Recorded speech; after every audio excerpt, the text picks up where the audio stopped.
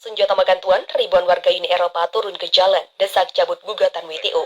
The people in this crowd are outraged by the way the referendum campaign was fought and what they would say are the worrying consequences of a victory for the Vote Leave side. What's not clear is how they can affect the political situation from now on.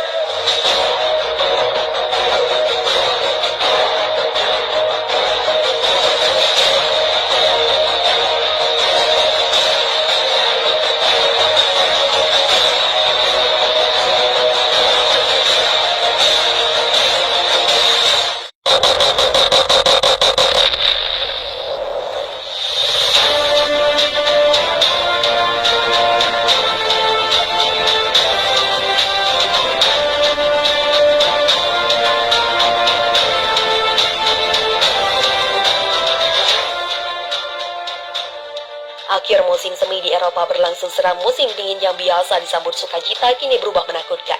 Lantaran krisis energi yang tengah mereka alami jika tidak diantisipasi sejak dini. Bukan tak mungkin kenapa akan membeku di sepanjang musim dingin.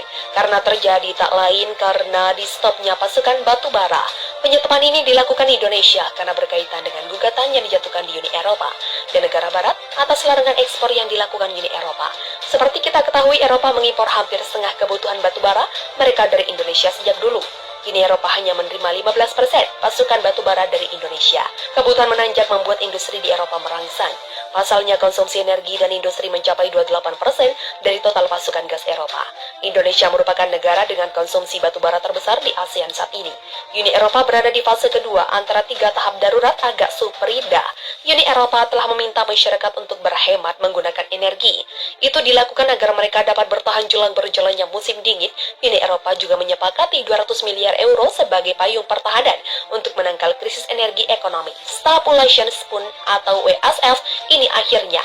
Negara Majelis Tinggi Parlemen Uni Eropa atau Bundestag menyebut langkah yang diambil menggerakkan dana tersebut adalah dengan pembatasan harga baru bara serta bantuan untuk perusahaan yang kesulitan akibat krisis.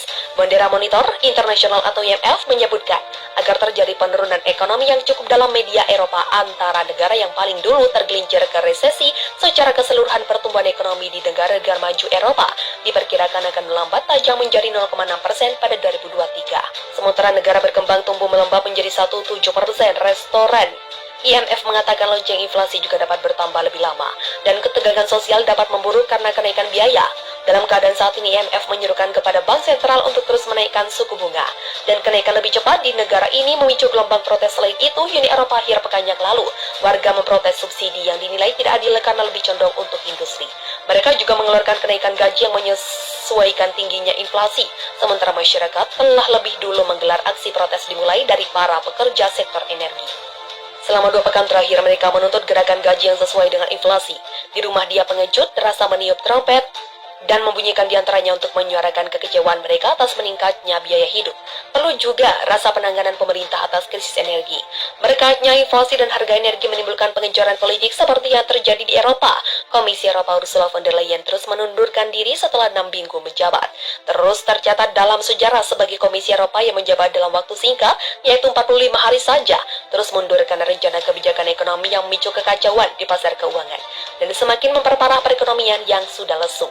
Krisis energi Eropa bisa jadi merupakan akibat yang harus mereka rasai usai memberikan gugatan pada Indonesia.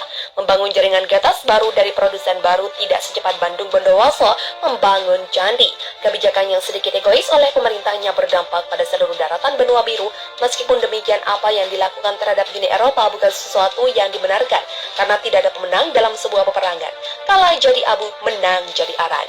Negara Majelis Tinggi Parlemen Uni Eropa atau Bundestag menyebut langkah yang diambil menggerakkan dana tersebut adalah dengan pembatasan harga baru bara serta bantuan untuk perusahaan yang kesulitan akibat krisis. Bendera Monitor Internasional atau IMF menyebutkan agar terjadi penurunan ekonomi yang cukup dalam media Eropa antara negara yang paling dulu tergelincir ke resesi secara keseluruhan. Pertumbuhan ekonomi di negara-negara maju Eropa diperkirakan akan melambat tajam menjadi 0,6% pada 2023. Sementara negara berkembang tumbuh melembab menjadi 1,7%. Restoran IMF mengatakan lonceng inflasi juga dapat bertambah lebih lama dan ketegangan sosial dapat memburuk karena kenaikan biaya. Dalam keadaan saat ini, IMF menyerukan kepada Bank Sentral untuk terus menaikkan suku bunga. Dan kenaikan lebih cepat di negara ini memicu gelombang protes. Selain itu, Uni Eropa akhir pekan yang lalu, warga memprotes subsidi yang dinilai tidak adil karena lebih condong untuk industri. Mereka juga mengeluarkan kenaikan gaji yang menyesuaikan tingginya inflasi, sementara masyarakat telah lebih dulu menggelar aksi protes dimulai dari para pekerja sektor energi. Selama 2 pekan terakhir, mereka menuntut gerakan gaji yang sesuai dengan inflasi. Di rumah dia pengecut, terasa meniup trompet, dan membunyikan diantaranya untuk menyuarakan kekecewaan mereka atas meningkatnya biaya hidup. Perlu juga rasa penanganan pemerintah atas krisis energi. Berkatnya inflasi dan harga energi menimbulkan pengecoran politik seperti yang terjadi di Eropa. Komisi Eropa Ursula von der Leyen terus menundurkan diri setelah 6 minggu menjabat. Terus tercatat dalam sejarah sebagai Komisi Eropa yang menjabat dalam waktu singkat, yaitu 45 hari saja, terus mundur karena rencana kebijakan ekonomi yang memicu kekacauan di pasar keuangan dan semakin memperparah perekonomian yang sudah lesu. Krisis energi Eropa bisa jadi merupakan akibat yang harus mereka rasai usai memberikan gugatan pada Indonesia.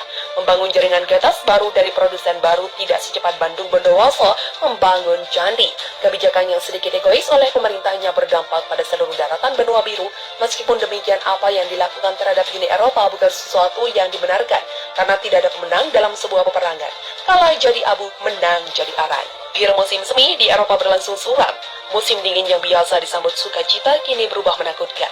Lantasan krisis energi yang tengah mereka alami jika tidak diantisipasi sejak dini. Bukan tak mungkin Eropa akan membeku di sepanjang musim dingin. Krisis energi ini terjadi tak lain karena di stopnya ekspor batubara Eropa dari Indonesia. Pemangkasan ini dilakukan Indonesia karena berkaitan dengan gugatan yang dijatuhkan Uni Eropa dan negara barat di WTO. Atas larangan ekspor yang dilakukan Indonesia, seperti kita ketahui, Eropa mengimpor hampir setengah kebutuhan batubara mereka dari Indonesia. Sejak 1986 Eropa mengimpor batubara dari Indonesia, kini Eropa hanya menerima 15% pasokan batubara dari Indonesia. Biaya energi melonjak membuat industri di Eropa melangsa. Pasalnya konsumsi energi oleh industri mencapai 28% dari total pasokan batubara ke Eropa. Indonesia merupakan salah satu negara dengan konsumsi batu terbesar di dunia. Pemerintah telah meminta untuk menyetop pasokan batubara ke Uni Eropa. Ini dilakukan agar Uni Eropa kapok dan mencabut gugatan larangan ekspor ke WTO.